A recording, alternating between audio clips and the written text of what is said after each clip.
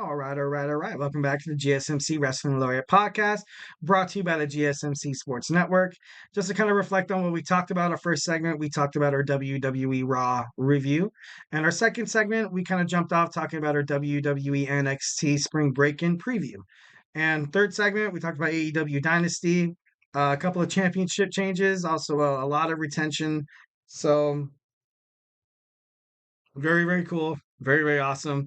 What they're going to do with Swerve Strickland as the AEW World Heavyweight Champion, I'm excited. I can't wait to see it. It's going to be super dope. So, next, we're going to talk about our WWE Draft top prospects.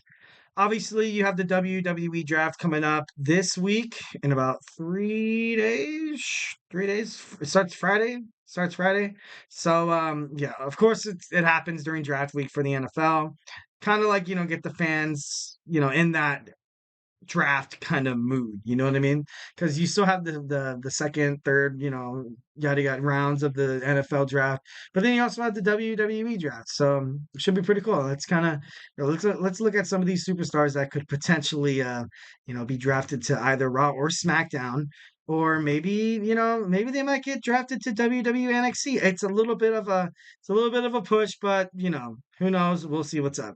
First, we have Ilya Dragunov. Ilya Dragunov, very, very, like I said before, very impressive, very dominant. He's a technical wrestler, fundamentals kind of guy.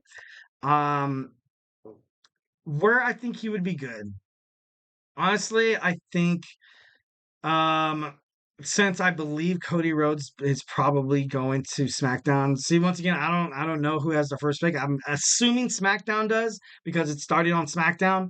But honestly, I think Dragunov he should be on Raw. I feel like he would be perfect on Monday Night Raw. Kind of that red, kind of like that blood, like you see red when you're ready to fight. And I could see him potentially being like a Sami Zayn, next competitor or something like that. So I think that's where he would, fit pretty well. All right, next we have Carmelo Hayes. Carmelo Hayes has not declared himself for the draft just yet, but I know they might keep him in NXT to kind of have a nice little, feud with his old best friend, brother, tag team partner, Trick Williams. But if he makes it onto the main roster, this is definitely someone who can just make an impact the moment he steps into the ring. Absolutely, 100%. It'd be nice to kind of see him. This is like a huge jump, but wouldn't it be pretty cool to see the A-lister, not the A-lister, that's the Miz. Um, basically Logan Paul. Logan Paul. It'd be cool to see Logan Paul kind of fight Carmelo Hayes. Both of these guys are larger than life. Both of these guys are like those huge flashy kind of guys. You have your bodyguards, you have your sunglasses, you wear your suit and stuff like that. So I can definitely see Carmelo Hayes taking on Logan Paul for the United States Championship. So if I was SmackDown, if I had a chance to draft Carmelo Hayes, I would draft this man. Do it. Just make it like Nike and just do it. Or throw yourself in the river and just go with the flow. Go with the flow of the WWE draft. It wouldn't surprise me if Trick Williams is like maybe he stays on NXT. Perhaps maybe he does. I think he will. Honestly, I think 1,010% he will. All right. Yeah, Carmelo, my man, Carmelo Hayes. Obviously a huge, you know, he's really, really good. Very, very good. Next we have the Bloodline. We have the Bloodline, Solo Sikoa. We also have Tamatonga.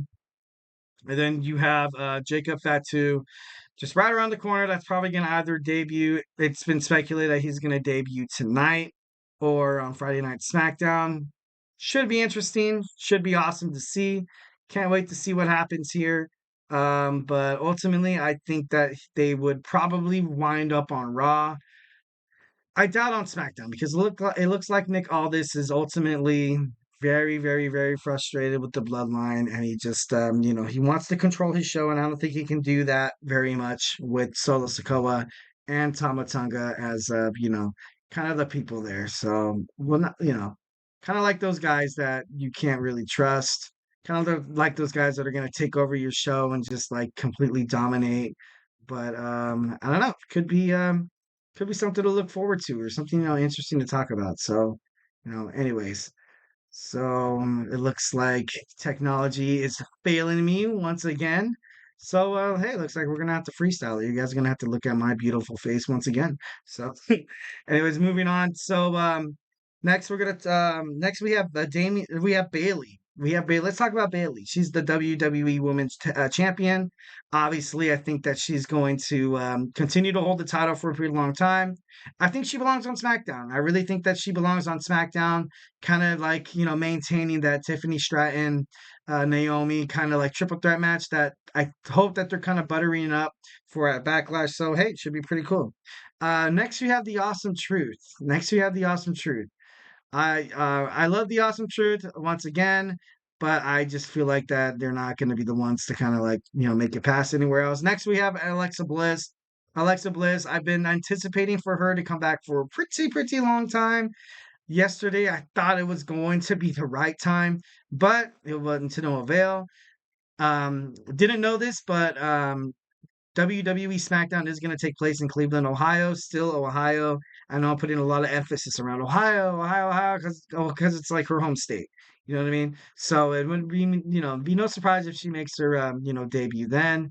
But should be pretty interesting to see what they do with Alexa Bliss when she comes back. All right, next we have Bianca and Jade. Bianca and Jade. Honestly, this is kind of like if they come as like a tag team, this is like a sneaky like first round pick right here. I would definitely, if I was the general manager of Raw or SmackDown. Obviously, you would love seeing Cody Rhodes, and then you have Damian Priest heating up. So I feel like you can't really, you can lose by not getting Cody, but then again, you can make up for it having Jade and Belair, and then drafting Damian Priest next. So honestly, it would be pretty awesome to kind of see uh, SmackDown keep Jade and Belair, but only time will tell. Next, we have Sami Zayn. Sami Zayn. He's the Intercontinental Champion. He's obviously the ultimate underdog. He's like he's the David and Goliath story. He took down Gunther at WrestleMania 40 against all odds. But I think he looks to me. Oh God, like he seems to me more on the Raw brand. I don't know. Whenever I think of Sami Zayn, I just think he looks better in red. He looks better on the red brand. So honestly, I think he's going to do great for Monday Night Raw. He's going to continue to be there, kill it, put on great shows, and just overall be an amazing wrestler like Sami Zayn is. So next we have Natalia. Natalia has pretty much left the taste in our mouth that she is going to WWE NXT. So not really much to talk about there. Next we have Braun Breaker. Braun Breaker, super impressive. He's had a bunch of squash matches lately, but you see him on WWE NXT. He's ready to kind of be a player. I don't know if he belongs on Raw. Maybe sticking with the red with the whole Wolf Doll things, maybe. But also, I don't know if Baron Corbin's going to join him with the Wolf Dogs tag team. If that's the case, that would light up the WWE tag team division like right away. But I can see Braun Breaker, going to SmackDown, or honestly, probably going to SmackDown. Next, you have Tiffany Stratton. I don't really think that she's going to go anywhere because her feud with Bailey and Naomi at the moment. And honestly, she belongs on SmackDown. She belongs on SmackDown. Cable television, broadcast television on Fox 11. Huge brand, huge channel. You need someone like Tiffany Stratton to kind of, stir the pot a little bit. She's such a good heel. She's playing the heel so well. Former WWE NXT Women's Champion is, putting the wrestling world on fire in terms of Raw or SmackDown, wherever she, gets drafted to. I hope, they do right by her and, have a nice little booking. And next you have Becky Lynch. Becky Lynch recently won the WWE World Women's Champion. I love Becky. I think of the world for her, but she belongs on Raw. She belongs on Raw. She hasn't been on SmackDown for God. She hasn't been on. Oh no, I don't want to say that. I don't want to say that because she was on SmackDown when she led the charge at Survivor Series, where Nia Jax like basically almost broke her nose, if not did break her nose. So honestly, wouldn't surprise. Becky is one of those superstars where she would be great anywhere. So kind of flip floppy. Kind of balance beam here. I don't know who to pick. But if I had to, Monday Night Raw. So yeah, that's what I would pick. Like I said, we talked Damian Priest. Damian Priest, I think he belongs on Raw. He's the WWE World's Heavyweight Champion. Definitely this guy's heading toward a baby face. He's heading toward baby face. You had that thing going on where they were talking about him 2 days after WrestleMania, kind of achieving his boyhood dream of going to the Bronx, his hometown, and rooting for his favorite players, his favorite team, the New York Yankees. And he even asked Aaron Judge if he could coin the phrase "All rise" for the Judgment Day. And Aaron Judge was cool with it. Aaron Judge, obviously very, very impressive for all you baseball fans. If you know, you know. So, yeah, honestly, I think that's going to be pretty big for WWE to keep Damian Priest on Raw. Wouldn't surprise me. I doubt he'll go to SmackDown, but anything can happen. Anything can happen. Next, we have Damage Control. Damage Control, you still have Io Sky, still ready to fight Dakota Kai, and you also have the Kabuki Warriors. I ultimately think that they will not break them up. I think it'd be kind of dumb if they do. But ultimately, I think wherever the Kabuki Warriors land, you'll see Bianca Belair and Jade land there too, because I feel like WWE is ready to, make Jade and Bianca the new WWE World Women's Tag Team Champions. Or perhaps they try to fight each other. They can't get on the same page because sometimes, no matter how talented you are, you can put talent into a room together. The chemistry doesn't always develop. And maybe that creates a nice little ripple effect where we can see those two in the ring at the same time against each other. I think that would be pretty cool. But as of now, they're a tag team. They're gonna go wherever the Kabuki Warriors, no, wherever, yeah, Kabuki Warriors and Damage Control goes. So, excited to see that. Next, we have A-Town Down Under. A-Town Down Under, like I said about the Awesome Truth, I believe the Awesome Truth will go to SmackDown, and I believe the A-Town Down Under will go to Monday Night Raw, just because you kind of have that, you have the Grayson Waller effect, his nice, his little show, and you kind of have these guys cutting promos. For that, for an organization or for a show or promotion to kind of have that under their belt, they need more time. And Monday Night Raw is a 3-hour show, and I think that's perfect for A Town Down because A Town Clown. I'm just kidding. No, but they need time. They cut good promos. They're jerks. They're like in your face kind of jerks. And I think they belong on the red brand. So you can see them on Monday Night Raw. Next, we have Roxanne Perez. Roxanne Perez, I feel like wouldn't get a title shot right away. Maybe she comes in because she does have kind of beef with Becky from NXT. So maybe that could be like her first challenger. But honestly, in terms of storylines and in terms of like projections and like future bookings, I think it would kind of make sense for her to go on Raw because I don't, like I said before, 3-hour show. You have Monday Night Raw kind of being the backbone in terms of the women's division because they have more time. SmackDown, I think you only get like maybe one or two women's matches. Most of the time it is two. Most of the time it is two. But honestly, Roxanne Perez, I think she belongs on Monday Night Raw. I think she would make a damage. She would make a bang like real quick. You know what I mean? Next, we have Rhea Ripley. Rhea Ripley, when she comes back, definitely belongs on Raw. You kind of have that brutality, you kind of have that red, which, like I said before, I think Bailey's going to stay on SmackDown. I don't think they would take the future SummerSlam storyline of Rhea Ripley fighting Becky Lynch or whoever is going to be the WWE World Women's Champion at SummerSlam. So, should be interesting to see where they do with that. Next, we have CM Punk. CM Punk, this is going to be huge. And I did have speculation, and I remember talking about it in a prior podcast. It'd be super interesting, super cool to see him go down. Not down. See, it's like such a habit for me to say go down to NXT. It'd be interesting for me to see NXT draft him because he spent a lot of time in the locker room with these WWE NXT superstars already. He feels comfortable in NXT. They need somebody moving forward going to the CW. They need that star. Obviously, yes, you do have Trick Williams, but besides Trick, especially if Carmelo Hayes leaves, Braun Breaker, Baron Corbin could very much, hurt the brand. So it'd be nice to see CM Punk go. And with CM Punk leaving, you also have Drew McIntyre. They will not separate these two. They will not. And even if they do, Drew McIntyre is going to invade the other show to attack CM Punk when he's, good and ready to fight.